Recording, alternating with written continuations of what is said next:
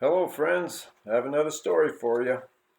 It's titled Wanted, an Employer, and it's written by Alice Louise Lee.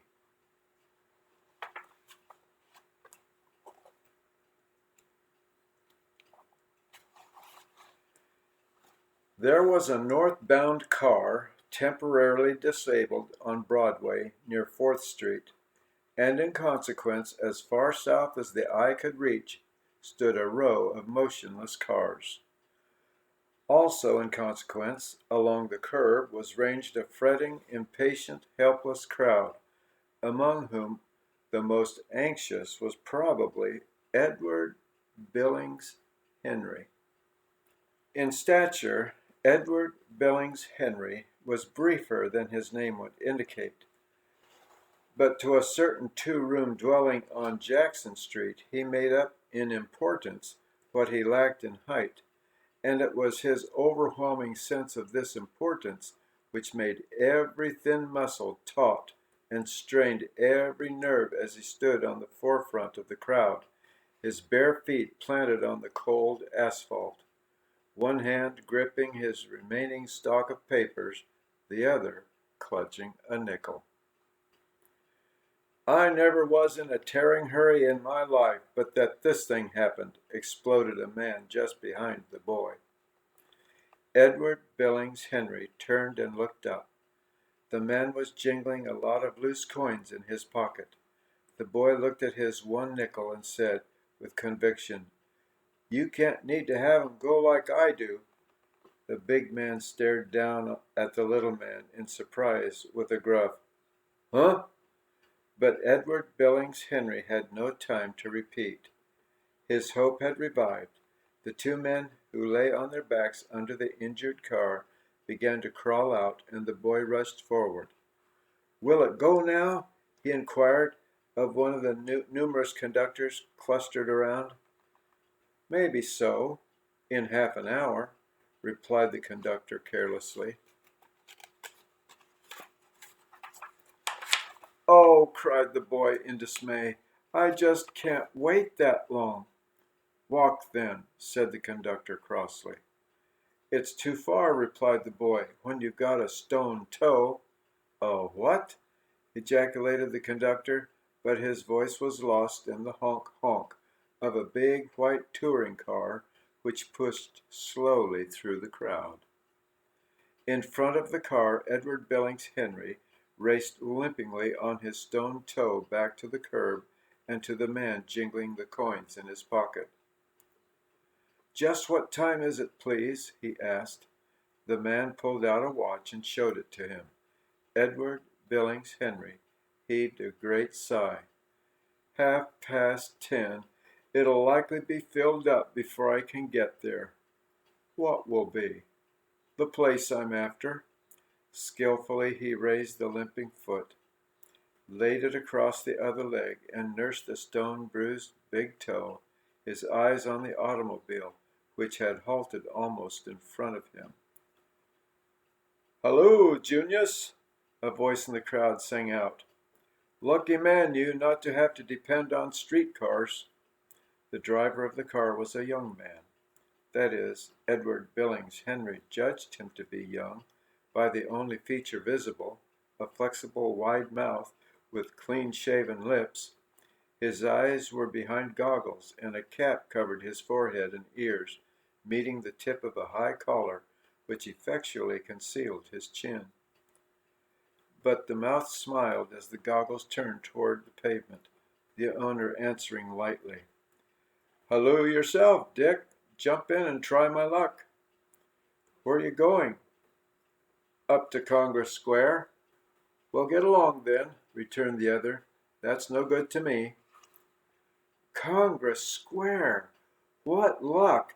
Exactly where Edward Billings Henry wished to go.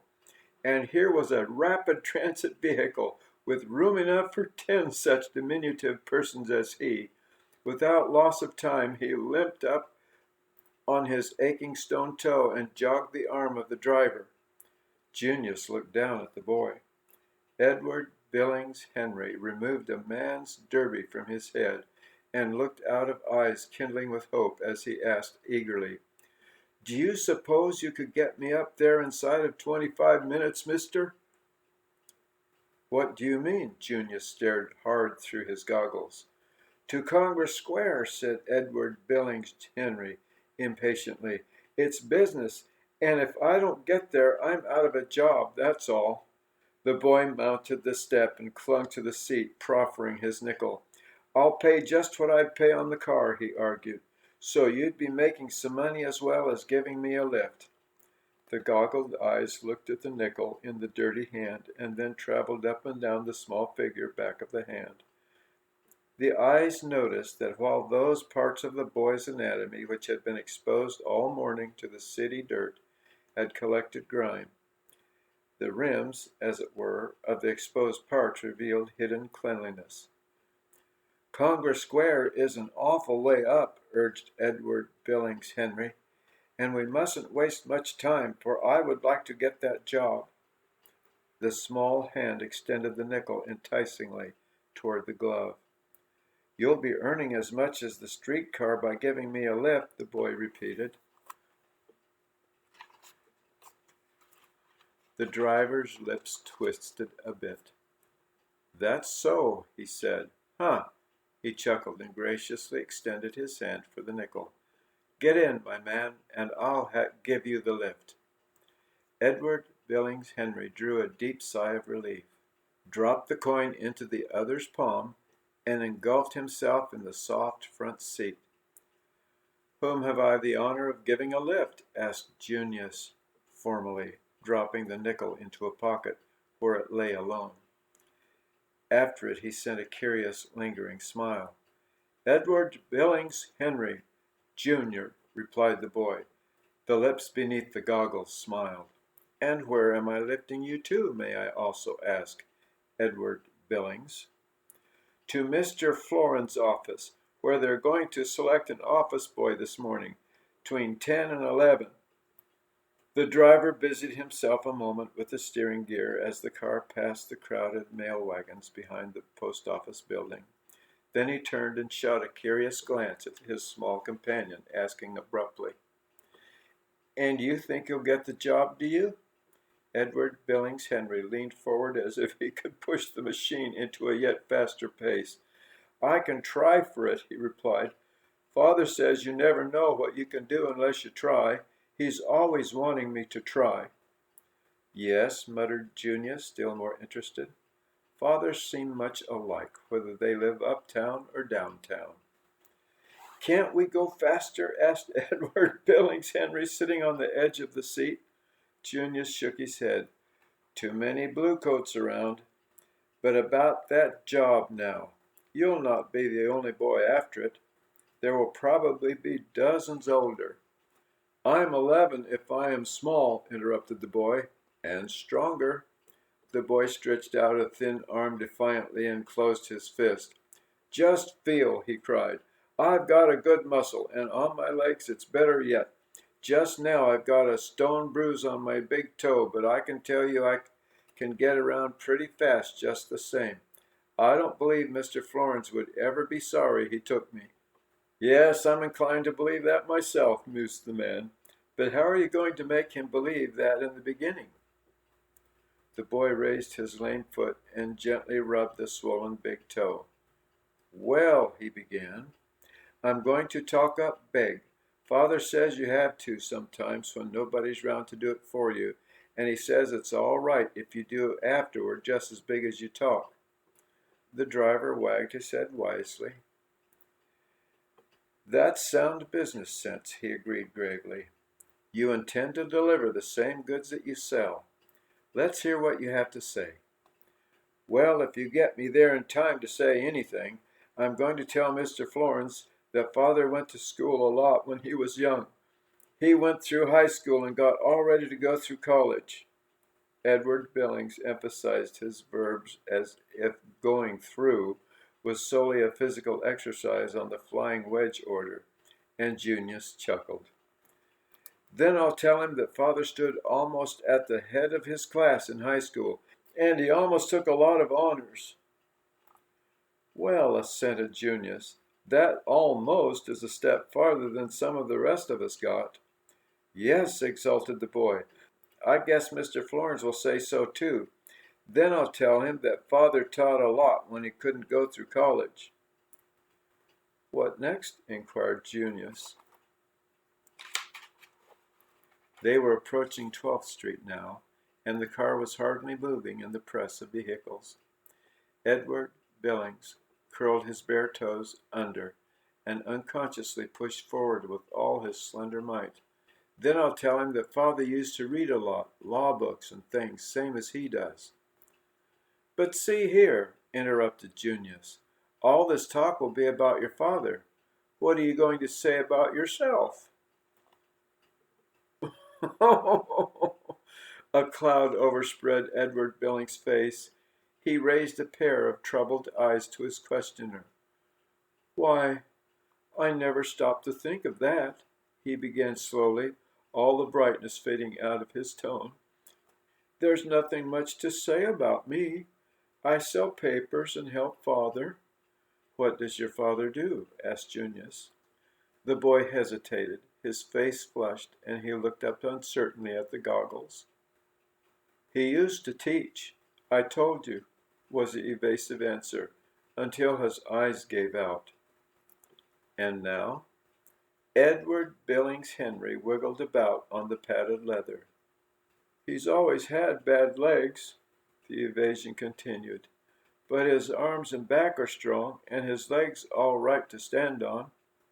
"Yes," insisted Junius, and waited. "So he's doing something he ain't gonna do. If I can get this job, then I could sell papers after and before office hours and earn a lot of money." Edward Billings Henry talked rapidly, but the young man beside him was not to be turned from his purpose. "Then what is it he's not going to do?" The boy hesitated again. "Father takes in washing," he finally burst out, proudly defiant. "And I help him, and we do it good, I tell you. No one ever complains. Father says if you can't do what you want to, you can try something else, and that was all he could do. So he tried and found out he could wash and iron good, and a lot of it."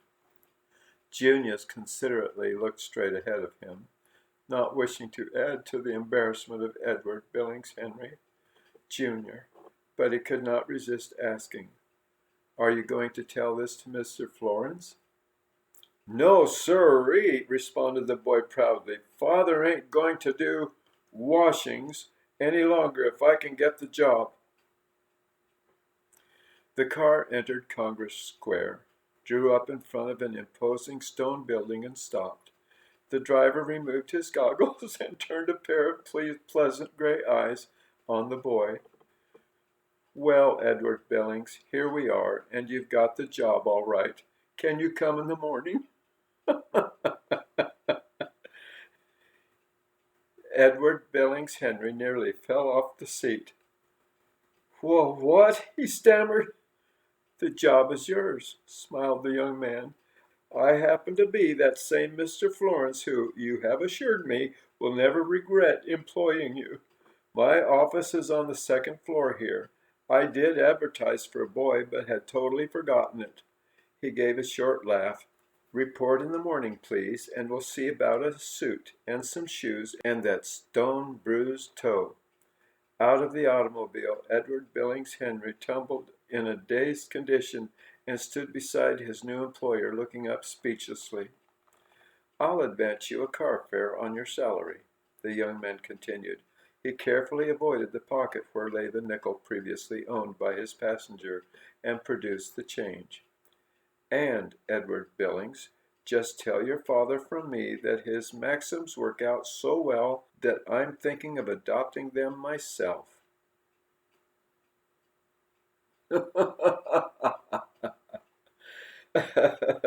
A cute little story. Well, there you go, folks. Thank you.